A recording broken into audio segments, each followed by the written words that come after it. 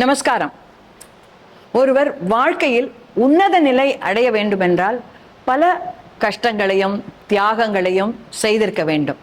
யாருக்கும் உயர்ந்த நிலை என்பது அப்படியே கிடைத்து விடாது.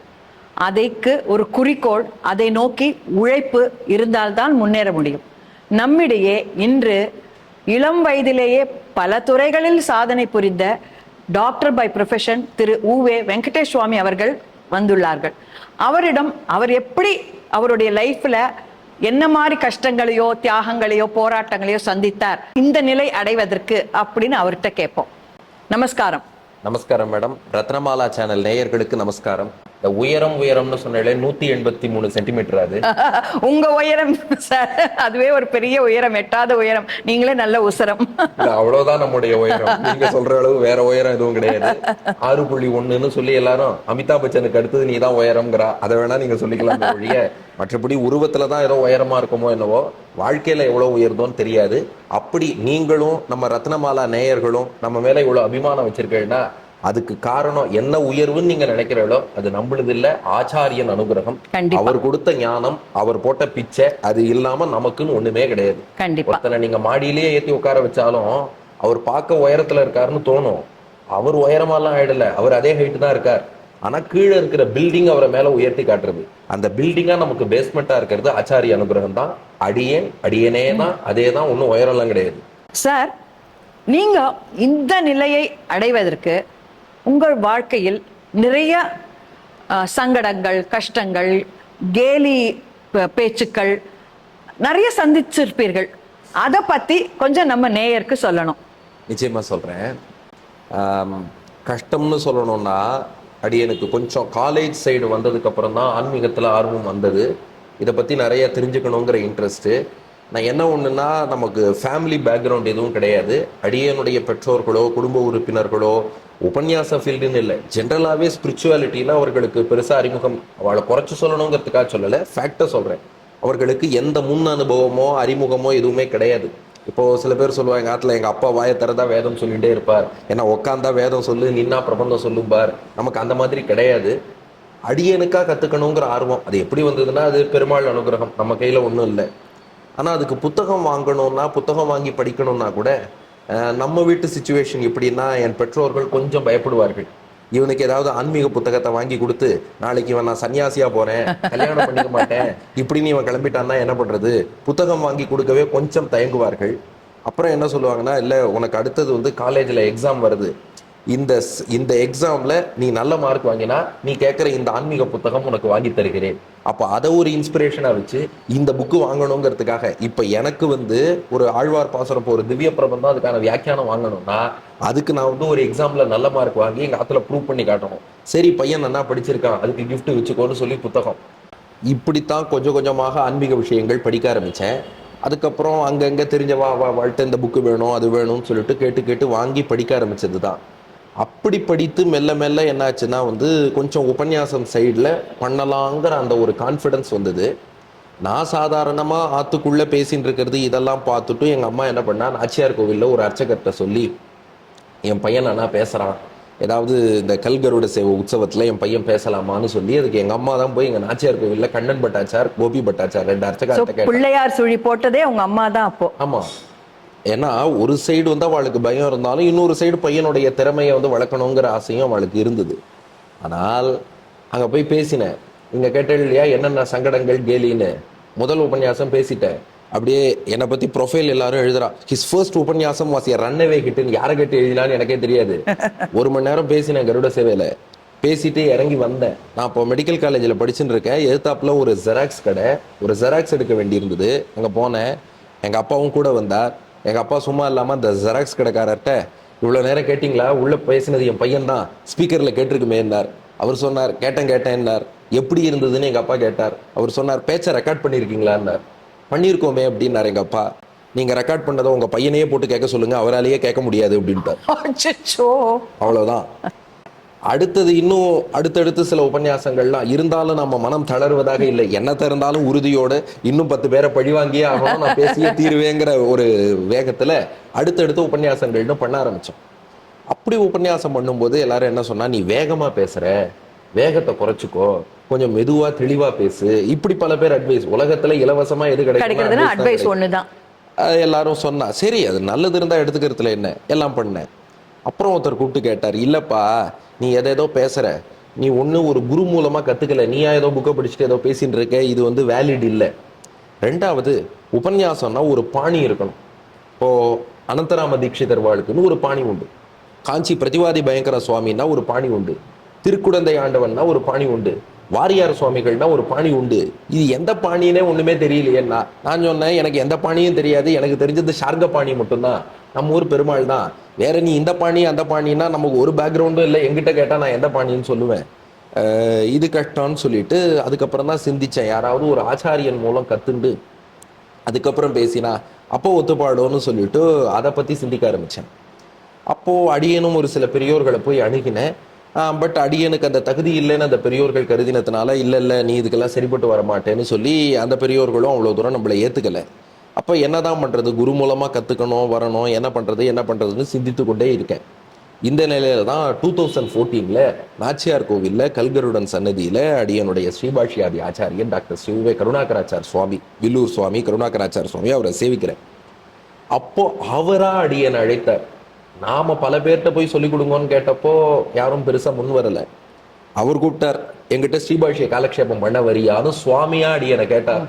ஆகா, இது வந்து சன்னதியில பெருமாளே கொடுத்த கிஃப்ட்னு சொல்லிட்டு அதுக்கு என்ன சுவாமி பாக்கியம்னு நான், அவர் என்ன சொன்னார்னா, நீ வந்து தினந்தோறும் வேதத்திலேருந்து ஒரு சாப்டர் பிரம்மயஜ்யம்னு ஓத வேண்டும், முறைப்படி போய் வேதாத்தியனம் பண்ணு, பிரம்மயஜ்யம் பண்ணு, பிரம்மயஜ்யம் பண்ண ஆரம்பிச்சுட்டு என்கிட்ட வா, நான் சொல்லித்தரேன்.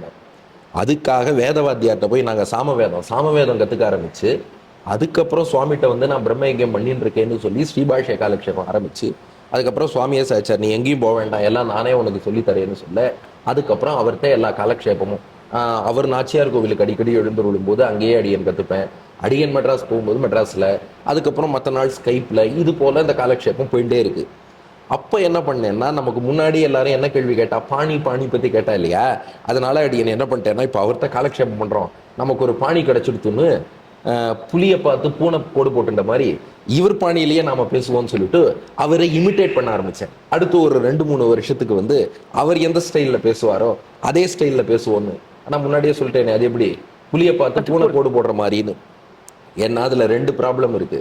ஒரு சில விஷயங்கள் அவருடைய வயசு, அவருடைய அனுபவம், அவர் ஸ்தானத்துக்கு ஒரு விஷயத்தை சொல்லும் போது மக்கள் அதை ரசிப்பார்.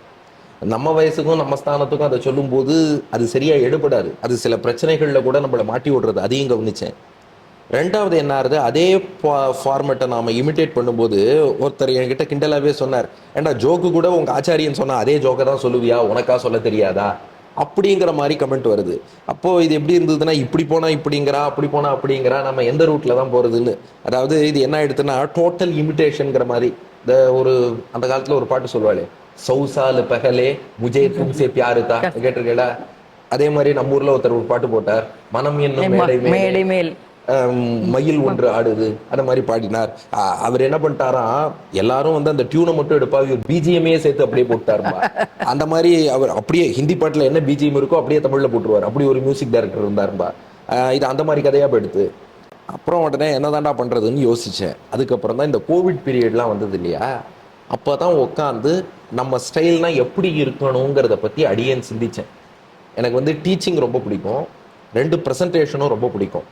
அப்போ ஒரு விஷயத்தை நாம கன்வே பண்றோம்னா, நாங்கள் எக்ஸாம்லலாம் என்ன பண்ணுவோம்னா, முதல்ல சினாப்சிஸ்னு ஒன்று போடுவோம். ஒரு எஸ்ஏ எழுதுறதுக்கு முன்னாடி நான் இந்தந்த விஷயங்கள் இந்த எஸ்ஏல கன்வே பண்ண போறேன், அதை முதல்ல சொல்லிட்டு அதுக்கப்புறம் வந்து ப்ராப்பராக பாயிண்ட் பை பாயிண்ட் போட்டுட்டு எது முக்கியமானதோ அதை ஹைலைட் பண்ணி கடைசியில் ஒரு கொட்டேஷனோட ஒரு சம்மரி கொடுத்து முடிச்சோம்னா அதுக்கு நல்ல மார்க் கொடுப்போம். எங்களுக்கு ஸ்கூலில் +2 இதெல்லாம் சொல்லிக் கொடுத்த விஷயம், நீ சும்மா கச்சன்னு பத்தியாக எழுதிட்டு போகிறத விட அழகாக ஒரு சினாப்சிஸ் கொடுக்கணும், ஹெட்டிங்ஸ் போடணும், 1 2 3 பாயிண்ட்ஸ் லிஸ்ட் அவுட் பண்ணணும், புல்லட் பாயிண்ட்ஸ் மாதிரி போடணும், அதில் எது முக்கியமானதோ ஹைலைட் பண்ணணும், ஃபைனலாக சம்மரைஸ் பண்ணணும். இப்படி பண்ணால் நல்ல மார்க் கிடைக்கும். இதை உபன்யாசத்தில் இம்ப்ளிமெண்ட் பண்ணால் எப்படி இருக்கும்னு யோசித்தேன். அதனால் நம்ம உபன்யாசம் எல்லாமே ஒரு ஸ்ட்ரக்சர்டாக ஒரு ஃபார்மேட்டில் வரணும். முதல்ல ஒரு சினாப்சிஸ் பாருங்க, நம்ம இன்னைக்கு இந்த விஷயம் பற்றி பேச போகிறோம், இதை பற்றி இவ்வளோ நேரம் நம்ம பார்க்க போகிறோம், அடுத்து 1 2 3 4 5 6 இந்த பாயிண்ட்ஸ் இருக்குது, ஃபைனலாக ஒரு சம்மரி, கொடுத்துட்டா எப்படி எக்ஸாமினர் அந்த பேப்பரை பார்த்து இம்ப்ரெஸ் ஆவாரோ அது போல நமக்கு ஆடியன்ஸ் தான் எக்ஸாமினர்ஸ், நாம தான் பரீட்சை எழுதுறவன். இந்த மாணவனை பார்த்து அந்த எக்ஸாமினர் நிச்சயம் இம்ப்ரெஸ் ஆவாருங்கிற ஒரு எண்ணம் வந்து உங்க உபன்யாசங்கள் எல்லாமே அப்படிதான் இருக்கு. நான் நிறைய கேட்டிருக்கேன். இது அப்படியே நீங்க சொல்றது அப்படியே எனக்கு கண் முன்னாடி வருது உங்க உபன்யாசத்துல. இல்லை, ஏன்னா அடியன் அப்படித்தான் அதை ஃபார்மேட் பண்ணுவேன். நிறைய பேர் என்கிட்ட கேட்பா, ஏன்பா அப்படியே கூப்பிட்டா நேராக உட்காந்து பேச வேண்டியதானே? நான் அப்படி பண்ண மாட்டேன். ஏன்னா நம்ம மைண்டுக்குள்ள 1000 விஷயம் இருக்கலாம். என் மைண்டுக்குள்ள ஒன்று இருக்குங்கிறதுக்காக நான் ப்ரிப்பரேஷன் இல்லாமல் அதை பேசினேன்னா நீங்க எதை கேட்க தயாரா இருக்கீள், அடுத்தது அங்கே டைம் எவ்வளோ இருக்கு, அங்கே எது சொன்னா எடுபடுங்கிறது நமக்கு தெரியாது. அதனால நிச்சயமா நான் எந்த ஆர்கனைசர் சொன்னாலும் எனக்கு ஒரு 2 hours டைம் கொடுங்க. ஓகே, இவ்வளோ பேர் வரா, அவள் இந்த மாதிரி மைண்ட் செட்டில் வரா, இவாளுக்கு இந்த 1.5 hours 2 hours அந்த டிஸ்கோர்ஸில் எது கொடுத்தா அவள் திரும்ப போகும்போது திருப்தியாக போவாள். அதுக்கேற்ற மாதிரி ஒரு ஃபார்மேட். அதுவும் குறிப்பாக அந்த டீச்சிங் எனக்கு ரொம்ப பிடிக்குங்கிறதுனால அந்த டீச்சிங் ஃபார்மேட்லேயே அது வரும். அதுக்கு அடியன் என்ன பேர் வச்சேன்னா, அதில் எக்ஸ்பிளனேஷனை சொல்லிட்டு பேர் சொல்கிறேன். நீங்கள் 120 நிமிஷம் உபன்யாசம் பண்ணுறோன்னு வச்சுக்கோங்க. முதல் விஷயம், அவளை 120 நிமிஷம் உட்கார வைக்கணும். ஆமா, அதுக்கான என்டர்டெயின்மெண்ட் அதில் இருக்கணும். அதுக்காக என்டர்டெயின்மெண்ட்டுக்காகவே உபன்யாசம் இல்லை. ஆனால் அந்த இன்ட்ரெஸ்ட்டை நீங்கள் சஸ்டெயின் பண்ணாலே ஒழியா அவள் உட்கார மாட்டான். ஆனால் வெறும்னே என்டர்டெயின்மெண்ட் மட்டும் கொடுத்தா அது ஸ்டாண்டப் காமெடியாக போயிடும். அதில் இன்ஃபர்மேஷன் இருக்கும். ஏன்னா அவன் வந்து என்ன நம்பி வந்து ஒரு 100 பேர் 120 நிமிஷம் கொடுக்குறான்னா அது எவ்வளோ மேனவர்ஸ். அந்த மேனவர்ஸை அடியன் வேஸ்ட் பண்ணக்கூடாது. அப்போ அதுக்கான இன்ஃபர்மேஷன் அதில் இருக்கணும், ஃபுல்லாக இன்ஃபர்மேஷன் இருக்கணும். நம்பர் 3, இன்ஃபர்மேஷனும் என்டர்டெயின்மெண்ட்டும் இருந்தால் மட்டும் போராது, அந்த ஒரு எமோஷன், டிவோஷன்ங்கிறது அதில் இருக்கணும். கண்டிப்பா பகவான் மீதான பக்தியையும் தர்மத்தையும் நம்ம கன்வே பண்ணலைன்னா அல்டிமேட் பர்பஸே கன்வே ஆகாம போயிடும். அப்போ முதல்ல பகவானை நாம அனுபவிக்கணும். அதுக்கு தான் என்ன சொல்லுவேன்னா, இந்த உபன்யாசத்துக்கு ப்ரிப்பரேஷன்னா நாம உட்காந்து புக்கை வச்சு படிக்கிறோம்னு இல்லை, அந்த நூலை வச்சு நாம முதல்ல உள்ளுக்குள்ள பகவானை அனுபவிக்கணும். இந்த எமோஷன் என் மனசுல இல்லைன்னா உங்க மனசுக்குள்ள வராது. அதனால டிவோஷனல் இன்ஃபோடெயின்மெண்ட்னு பேர் வச்சேன். நல்ல பேரா இருக்கு, டிவோஷனல் இன்ஃபோடெயின்மெண்ட். பக்தியை கன்வே பண்றோம், அதுல நிறைய இன்ஃபர்மேஷன் உள்ள வைக்கிறோம், அதை இன்ட்ரெஸ்டிங்காகவும் கன்வே பண்றோம். இப்படி நாம கொடுக்கணும்னு சொல்லி நமக்குன்னு ஒரு பாணி வகுத்துனேன். அப்பதான் புரிஞ்சுது, இன்னொருத்தர் பாணியில போன்னு பல பேர் முன்னாடி சொன்னா பாருங்க, அது சிறப்பு இல்லை. ஆச்சாரியர்கள் காட்டின வழியில அவ இப்படி ஒரு பாணி காமிச்சது எதுக்குன்னா, இது போல நீ ஒரு பாணியை வகுத்துக்கோங்கிறதுக்கு தான். அப்படி நமக்குன்னு ஒரு பாணி வச்சுன்னு பண்ணும்போது, இப்போ உங்களை மாதிரி பாக்குறவா எல்லாரும் என்ன சொல்றா, சார் உங்களோட இது கொஞ்சம் வித்தியாசமா இருக்கு அப்படின்னு சொல்றேன் இல்லையா? அதுதான் நம்மளுடைய ட்ரேட்மார்க்குங்கிறது பின்னாடி புரிஞ்சுண்டு, அதனால இப்படி பல விஷயங்களை கடந்து ஒரு ஆச்சாரியன் அனுகிரகத்தால இன்னைக்கு இந்த விஷயத்துல உயரமெல்லாம் ஒண்ணும் கிடையாது, இந்த நிலையில ஆச்சாரியன் நம்மள வச்சிருக்காரு. இதுல சார் நீங்க வந்து டாக்டருக்கும் படிச்சேன், இப்போ குரு கீழே வந்து அந்த பாடங்களையும் படிச்சேன். ஏன்னா டாக்டர் படிக்கிறதே ரொம்ப ஒரு கஷ்டமான ஒரு விஷயம்னு நான் கேள்விப்பட்டிருக்கேன். இது ரெண்டுத்தையும் எப்படி நீங்க வந்து படிக்க முடிஞ்சது உங்களால? 24 மணி நேரம் போரித்தா உங்களுக்கு? ரெண்டும் ஒரே நேரம் படிக்கலையே. ஓஹோ. அடியன் MBBS முடிச்சதுக்கு அப்புறம் தான் ஆச்சாரியன்ட்ட போய் கத்துக்கவே ஆரம்பிச்சேன். ஓ. காலேஜில் படிக்கிற வரைக்கும் ஆன்மீக புக்ஸ் வாங்கி படிப்பேன், கொஞ்சம் ஓன் இன்ட்ரெஸ்ட்ல படிப்பேன். அதுலேயும் வந்து எங்கள் ப்ரொஃபஸர் ஒருத்தர், அவர் என்கரேஜ் பண்ணார், ஆப்தமாலஜி ப்ரொஃபஸர். அவர் ஒரு 7 வால்யூம் புக்கு கொடுத்து 1 மாதத்துக்குள்ளே படினார். 1 மாதத்துக்குள்ளே அதை ஃபுல்லாக படித்தும் காமிச்சேன். அதுவும் பண்ணுவேன். ஒரு ரீசன் அடியன் சொல்ல முடியும்னா, கொஞ்சம் எனக்கு அந்த இன்டென்சிட்டி ஜாஸ்தி, ஒன்றை தெரிஞ்சுக்கணும்னு சொல்லி அந்த இன்டென்ஸாக நாம் படித்தோம்னா குறைந்த நேரத்திலேயே நிறைய விஷயத்தை கிரகிச்சுக்க முடியும். மேபி அந்த இன்ட்ரெஸ்ட் அண்ட் இன்டென்சிட்டின்னு ஒரு ரீசன் சொல்லலாம். இங்கே அதாவது MBBS முடிச்சதுக்கு அப்புறமும் நான் டியூட்டி பார்த்துட்டு இருந்தேன். டியூட்டி பார்த்துட்டே தான் ஆச்சாரியன்ட்ட காலக்ஷேபம். அது எப்படி பண்ண முடிஞ்சது அப்படின்னா, என்னுடைய ப்ரொஃபஷனுக்கு நான் தேங்க்ஸ் சொல்லணும். மெடிக்கல் ப்ரொஃபஷன் அதுக்கான ஒரு சின்ன லிவரேஜ் எனக்கு கொடுத்தது. முதல்ல ஒரு பிரைவேட் ஹாஸ்பிட்டல்ல நைட் டியூட்டி பார்த்தேன். அப்போ எனக்கு ஏஜும் 23 இயர்ஸ் தான், ஜஸ்ட் படிப்பு முடிச்சுட்டு, உடம்புலையும் கொஞ்சம் தெம்பு இருக்கு. நைட் டியூட்டி பார்ப்பேன், பகல் ஃபுல்லாக ஃப்ரீ. நைட் டியூட்டியில் வந்து ஃபுல்லாக கண் முழிக்க வேண்டாம், பேஷண்ட் வரும்போது முழிச்சுன்னு போய் பார்க்கணும். பேஷண்ட் யாரும் வரலன்னா படுத்து தூங்கிடலாம். ஸோ கொஞ்சம் தூங்கி முழிச்சு கொஞ்சம் டியூட்டி பார்ப்பேன். பகல் நேரம் மேக்சிமம் என்னுடைய ஆன்மீக ஞானத்தை வளர்த்துக்கிறதுக்கு எவ்வளோ தூரம் ஆச்சாரியர்கிட்ட கற்றுக்க முடியுமோ கற்றுப்பேன். கொஞ்சம் அப்பப்போ தூங்க முடியும்னா மதியத்தில் தூங்குற நேரம் கிடைச்சதுன்னா தூங்குவேன்.